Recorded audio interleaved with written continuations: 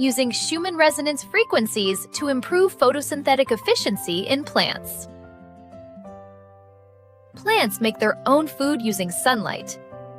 This process is called photosynthesis. Plants use sunlight to convert carbon dioxide and water into glucose, releasing oxygen in the process. The oxygen we breathe is also a product of photosynthesis. So here's an interesting question. What if plants could use sunlight more efficiently? Higher photosynthetic efficiency would allow us to grow more crops on the same amount of land. It could also reduce the amount of water and fertilizer needed. That is why scientists have been studying ways to improve photosynthesis in plants for many years. One common approach is genetic modification. Scientists in the United States and the United Kingdom have been studying ways to introduce the photosynthetic abilities of cyanobacteria into plants. Cyanobacteria have existed on Earth for billions of years. They contain chlorophyll, which allows them to carry out photosynthesis. So, what makes cyanobacteria so efficient at photosynthesis? One key factor is their ability to concentrate carbon dioxide and use it quickly. Plants need carbon dioxide for photosynthesis. However, not all the carbon dioxide that enters a plant cell is used in the process. That is why scientists are trying to develop systems in plants that work like those in cyanobacteria. These systems would concentrate carbon dioxide in one place, rapidly convert it into glucose, and transport the products where they are needed. Simply put, it is like giving a factory a storage facility for raw materials and a fast transportation system. If raw materials are readily available and can be delivered quickly to where they are needed, the factory can operate much more efficiently. Another approach is to make use of traits found in plants that are naturally efficient at photosynthesis. Plants such as corn and sugarcane, which thrive in warm climates, are known for their high photosynthetic efficiency. Wheat, rice, and potatoes, on the other hand, have relatively lower photosynthetic efficiency. This leads to another interesting question. Could we transfer the secrets of highly efficient plants to other plants? That is exactly what scientists are trying to do.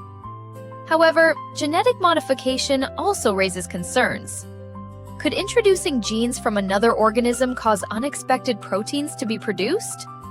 Could it cause problems such as allergies in humans?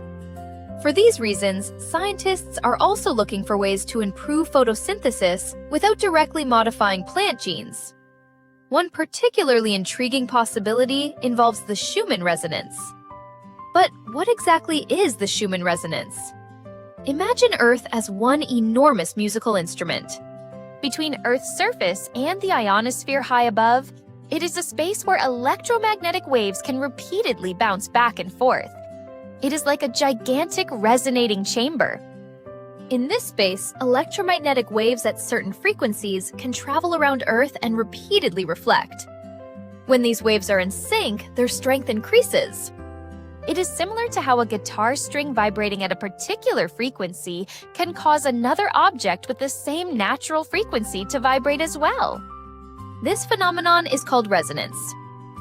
So who plays this enormous instrument called Earth? Lightning. When lightning strikes, it produces powerful electromagnetic waves. These waves travel back and forth between Earth's surface and the ionosphere, creating and sustaining the Schumann resonances. In 1952, German physicist Winfried Otto Schumann proposed that such resonances could occur between Earth and the ionosphere. Scientists later confirmed that these resonances occur at specific frequencies. But this raises another question. Could these electromagnetic waves also affect plants? In recent years, researchers have investigated whether exposing plants to frequencies similar to the Schumann resonances can affect their photosynthesis or growth. Some studies have reported that exposing young wheat plants to certain frequencies changed how they used energy and appeared to increase the amount of energy they devoted to photosynthesis. Other studies have reported that plants exposed to these frequencies over longer periods appeared to tolerate environmental stresses such as drought better. However, we still do not know for certain how much Schumann resonance can increase crop yields. More research is needed. Even so, isn't it fascinating? Plants use sunlight. They use water. They use carbon dioxide. They also respond to even subtle changes in their surroundings. Could there be other natural signals that we have yet to discover that affect plant growth? The agriculture of the future may not focus solely on controlling water and fertilizer.